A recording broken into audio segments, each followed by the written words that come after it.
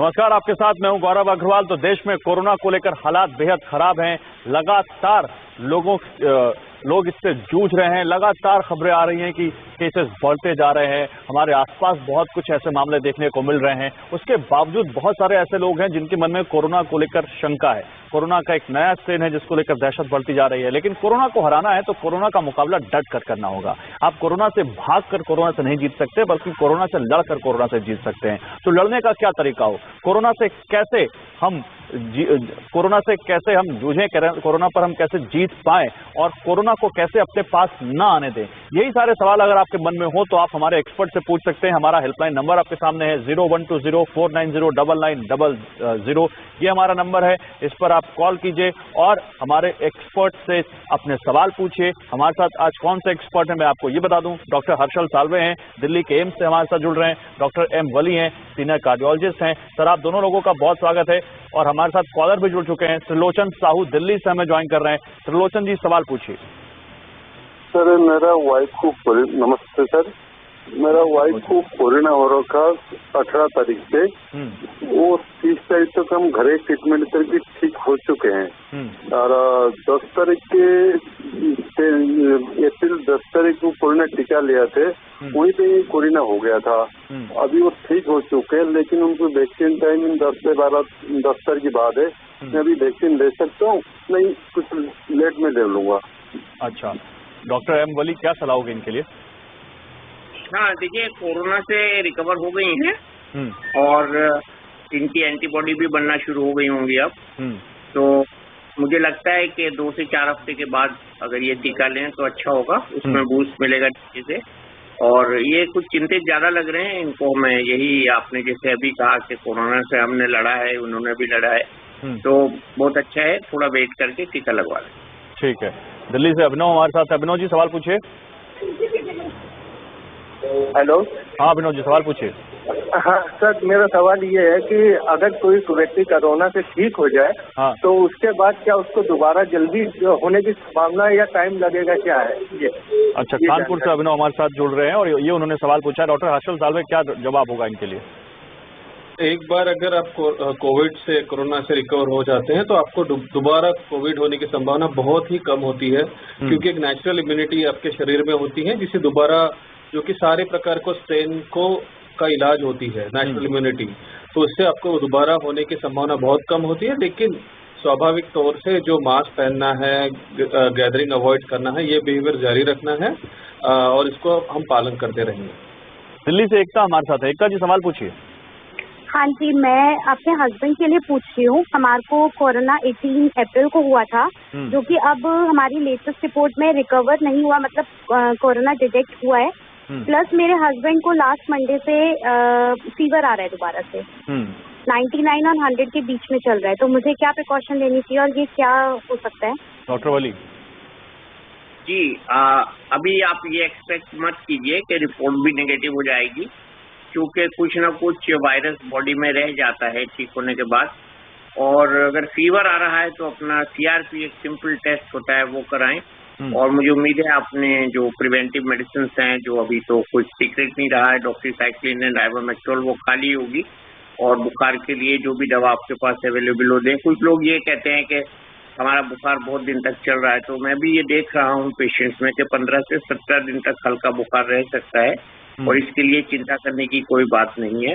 अपने inflammatory markers अगर आपके नीचे आ गए हैं, जैसे CRP है, और अगर और कोई टेस्ट आपके डॉक्टर ने बताया, फेरिटिन इसमें करते हैं, D-डाइमर करते हैं, तो उनसे फॉलो अप कर सकते हैं। और उनको वही, जैसे डॉक्टर साहब ने भी बताया कि सारी प्रिकॉशन लेनी है। कोरोना होने के बाद भी मास्क लगाना है, सेफ डिस्टेंस मेंटेन करना है और घर में ही रहना है। तो ये सब प्रिकॉशन के साथ आप रहिए और ऑब्जर्व कीजिए। ऑब्जर्वेशन का टाइम है ये। और अगर तेज बुखार आए, जाड़ा लग के, तो फिर डॉक्टर से फौरन अपनी सलाह लें। ठीक है, हमारे साथ नरेश हैं दिल्ली से। नरेश जी, सवाल पूछिए। हाँ सर जी। जी पूछिए, सवाल पूछिए। बात ऐसा है सर, हमने दूसरा डोज इंजेक्शन लगवा लिए हैं, शरीर में दर्द जैसा लग रहा है। कब लगवाइए डोज? कल लगवाए हैं सर दूसरा डोज।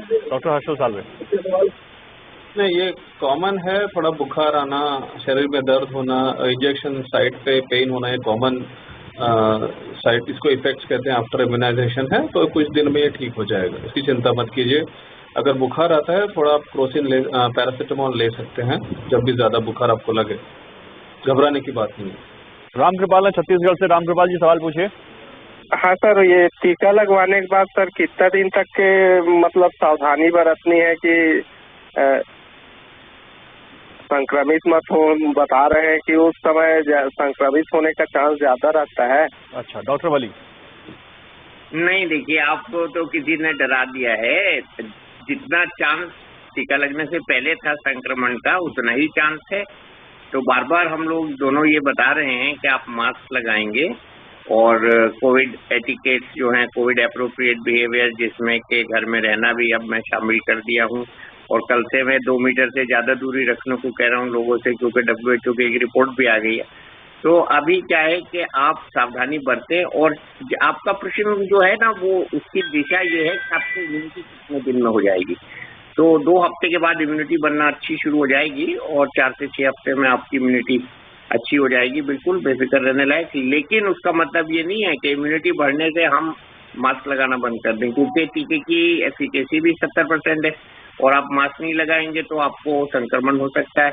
तो आपको ये फॉलो करना पड़ेगा। और इसका जवाब अगर आप मुझसे दूसरा क्वेश्चन पूछेंगे तो फिर टीका लगाने का क्या फायदा हुआ, तो ये फायदा है कि आपको संक्रमण होगा तो बहुत हल्का होगा, रिकवरी जल्दी होगी, और हॉस्पिटल शायद नहीं जाना पड़ेगा। छत्तीसगढ़ से एक दर्शक है रुपेश। रुपेश जी सवाल पूछिए।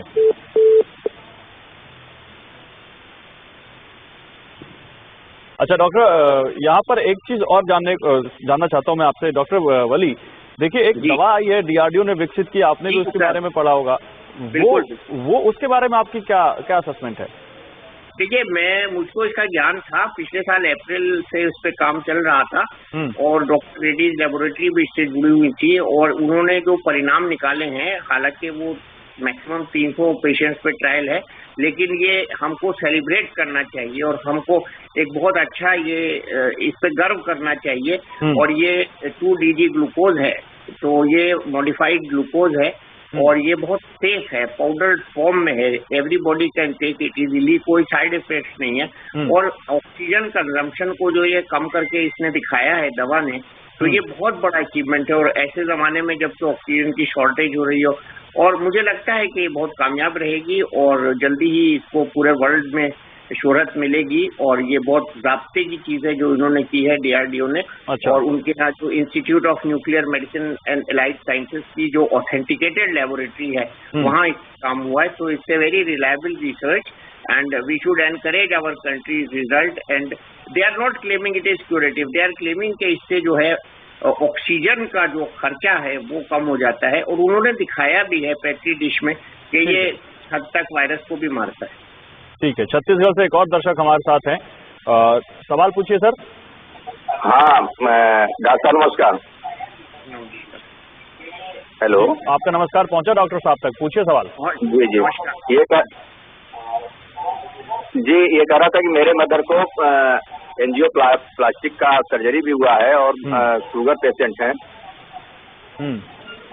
शुगर पेशेंट हैं, और BP भी उनका हाई रहता है।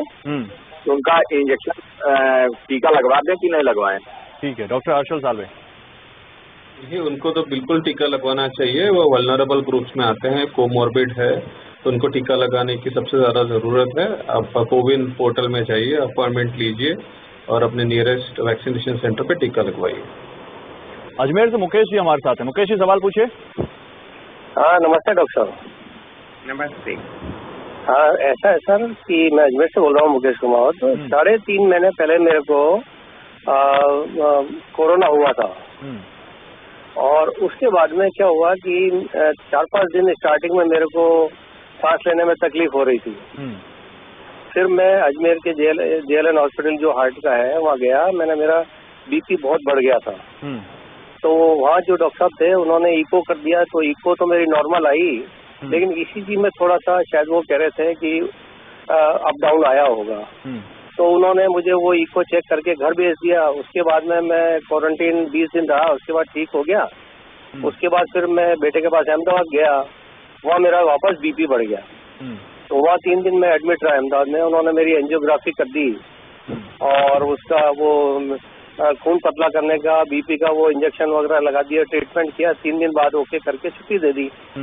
अब मेरी क्या है सर डॉक्टर साहब कि अभी वो बीपी की टेबलेट चल रही है, एक टेलमीराइड चल रही है, एक 200 दे रखी है उन्होंने, और एक कोलेस्ट्रॉल, वो कम कोलेस्ट्रॉल की दे रखी है। तो अभी मेरा जो बीपी है वो 125, 26 और जो नीचे का है वो 85 के लगभग आ रहा है। तो मैं ये पूछना चाह रहा, हालांकि वैक्सीन मैंने ले ली है डॉक्टर साहब, दोनों वैक्सीन लग गई मेरे, और तो ये अब मुझे कितने टाइम तक इसको मतलब हार्ट के लिए मुझे अब क्या सावधानी रखनी पड़ेगी, या मुझे बीपी की कंटिन्यू लेनी है, या क्या मेडिसिन? आपने बहुत अच्छे समय पे सवाल पूछा है। सीनियर कार्डियोलॉजिस्ट डॉक्टर वली खुद हमारे साथ हैं, उन्हीं से ये सवाल पूछ लेते हैं। वली साहब, आपने पूरा केस समझा, क्या कहना सलाह? इनके सवाल से सब लोगों को भी एनकरेजमेंट मिलेगा। जिन लोगों को ब्लड प्रेशर है उनको ब्लड प्रेशर की दवाई रेगुलर खानी है। अल्टीमेटली इनका हाइपरटेंशन निकला है, जैसे कि मुझे लगा एंजियोग्राफी नॉर्मल रही होगी। ये एक चीज बताना भूल गए बीच में। तो अभी इनको क्या है, व्यायाम करना है, मॉडरेट वॉकिंग करनी है, मॉडरेट एक्सरसाइज करनी है। वॉकिंग तो मैं एनकरेज नहीं कर रहा हूँ लोगों को बाहर जाके करने के लिए, घर की छत पे, सोसाइटी की छत पे कर सकते हैं। इंडोर्स एक्सरसाइज कर सकते हैं। 3 बॉल फुलाने वाला एक यंत्र होता है जिसको रेस्पिसाइजर कहते हैं, उससे ये अपने लंग्स की एक्सरसाइज कर सकते हैं। 3 महीने से ज्यादा कोविड का पीरियड हो गया है, तो उसमें इनको ब्लड थिनर भी खाना है। इन्होंने जो फाइनल दवा बताई है उसमें एस्प्रिन नहीं बताई है, 75 मिलीग्राम की एस्प्रिन उसमें अपनी दवाओं में शामिल रखेंगे ये, और मॉडरेट एक्सरसाइज करेंगे और कोविड एटिकेट प्रैक्टिस करेंगे, मास्क लगाएंगे। तो मुझे लगता है ये is a young man, young at heart, इनको कुछ नहीं होगा। ठीक है, अशोक एक दर्शक है हमारे साथ। अशोक जी सवाल पूछिए। अशोक जी सवाल पूछिए। अशोक जी से संपर्क नहीं हो पा रहा। बरेली से अनिल हमारे साथ है। अनिल जी सवाल पूछिए। सर नमस्कार, मैं अनिल बोल रहा हूँ बरेली से। जी जी पूछिए। नमस्कार सर, मेरा ये सवाल है कि मैंने पिछले साल हार्ट का स्टेंट डलवाए थे 2। पूछिए, सवाल पूछिए, आगे बोलिए। सर मैं ये जानना चाह रहा हूँ कि सर मैं वैक्सीन लगवा सकता हूँ क्या? अच्छा, हर्षल जी क्या सलाह होगी इनके लिए? बिल्कुल सर, बिल्कुल वैक्सीन लगवा सकते हैं। कोई कॉन्ट्राइंडिकेशन नहीं है हार्ट का स्टेंट वैक्सीन लगाने के लिए। कोविन पोर्टल पे जाइए, अपॉइंटमेंट लीजिए और वैक्सीन लगवाइए।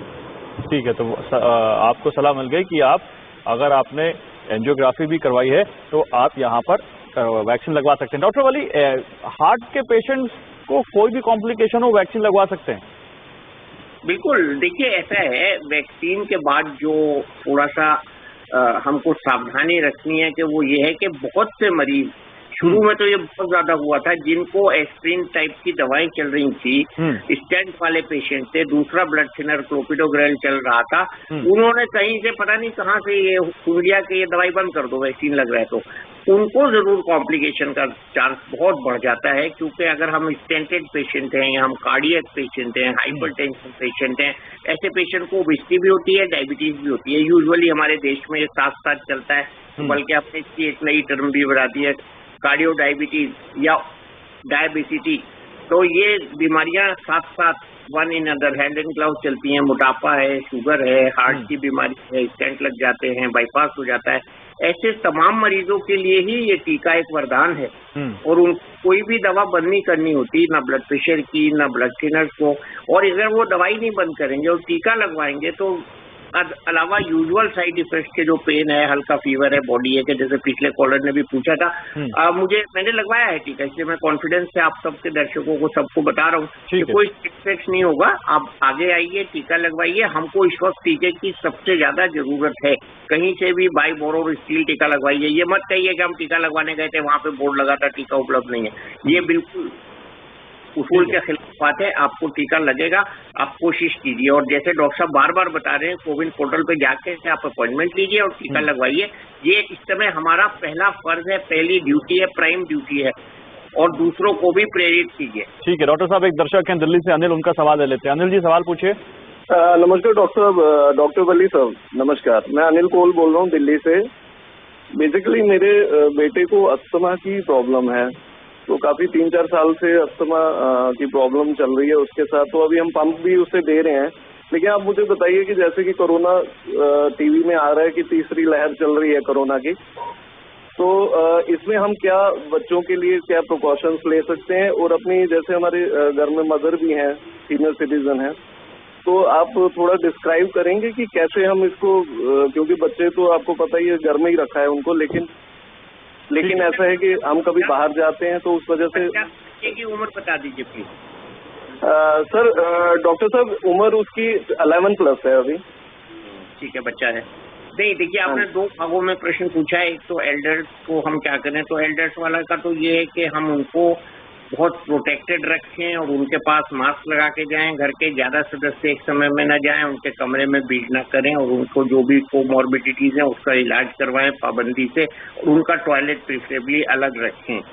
बच्चे का जहां तक आपको बात है, बच्चे की पूरी फिक्र करनी है। बच्चे का एस्थमा जो है स्ट्रेस रिलेटेड तो नहीं है, उस बच्चे को बहुत अपने साथ रखना है, बातचीत में उसको रखना है, उसको पढ़ाना है, घर में उसको बिजी रखना है, अपना कांटेक्ट देना है, अपना संपर्क देना है और उसको जो है पूरा रिलैक्स रखना है, इमोशनली रिलैक्स रखना है। जहां तक एस्थमा का सवाल है, एस्थमा का इलाज है, इसमें कोई बात नहीं है, विद स्टीरॉइड्स और विदाउट स्टीरॉइड्स। और जब ये बड़े हो जाएंगे तो ये वैक्सीनेशन की कैटेगरी में भी आ जाएंगे, वो भी लगवा लेंगे। लेकिन अभी जो आपने एक बहुत सिचुएशन दी है, थर्ड वेव तो अभी नहीं आई है, थर्ड वेव आएगी।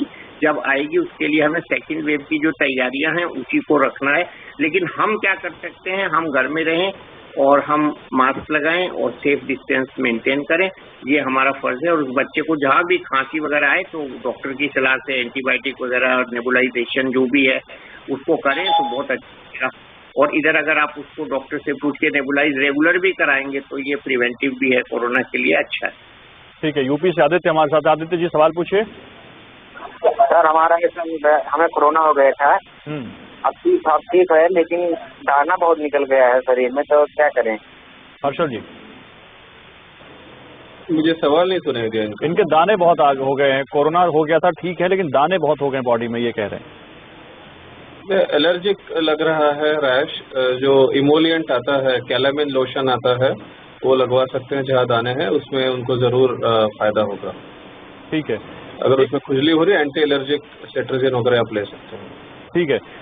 डॉक्टर हर्षल, ये कोरोना के बाद इसका आफ्टर इफेक्ट बहुत देखा जा रहा है, तो उसके लिए क्या सावधानी बरतनी चाहिए? बहुत सारे लोगों में पुरानी बीमारियां उभर जाती हैं। वही है, दो चीज होती है कोविड में, एक की स्ट्रेस ज्यादा होता है और कोविड में हम, क्योंकि कोविड आ जाता है तो हम पुरानी जो बीमारी हमारी चलती है उसमें हम इग्नोर कर देते हैं। जैसे डॉक्टर साहब ने बताया है कि हाइपरटेंशन होता है, दवाई लेना बंद कर देते हैं, डायबिटीज होता है, दवाई लेना बंद कर देते हैं, और ये सारी बीमारियां फ्लेयर अप होती है। कोविड में लोग बहुत ज्यादा स्टेरॉइड का इस्तेमाल कर रहे हैं, इनडिस्क्रिमिनेट स्टेरॉइड का इस्तेमाल कर रहे हैं। ये मेरे आपके चैनल से लोगों को अपील है कि डॉक्टर के सलाह के बिना स्टेरॉइड किसी भी दवाई का इस्तेमाल कोविड में मत कीजिए। कोई भी दवाई कोविड में, जो मोस्ट ऑफ द कोविड, ये 90% कोविड ये अपने आप ठीक हो जाता है। ठीक है। अगर आपको 5 दिन से ज्यादा बुखार है, 5 दिन से ज्यादा कफ है, तो डॉक्टर की सलाह लीजिए और उस हिसाब से दवाई लीजिए। अपने मन से स्टेरॉइड का इस्तेमाल मत कीजिए, क्योंकि उससे क्या होता है, स्टेरॉइड से अगर आपको डायबिटीज है तो आपका डायबिटीज फ्लेयर अप हो सकता है, जो कि अनकंट्रोल डायबिटीज में कन्वर्ट होकर उसके अपने सीवियर साइड इफेक्ट हो सकते हैं। कोविड से तो कुछ नहीं होगा और डायबिटीज से आपको प्रॉब्लम होगा। तो इसलिए अपनी जो आपकी दवाई चल रही है उसको तरीके से लीजिए, उसमें कुछ कमी नहीं कीजिए।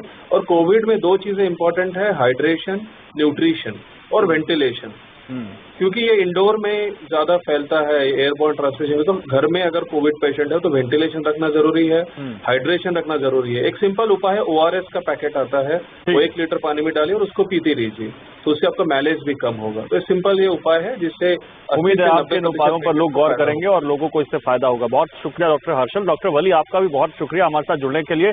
और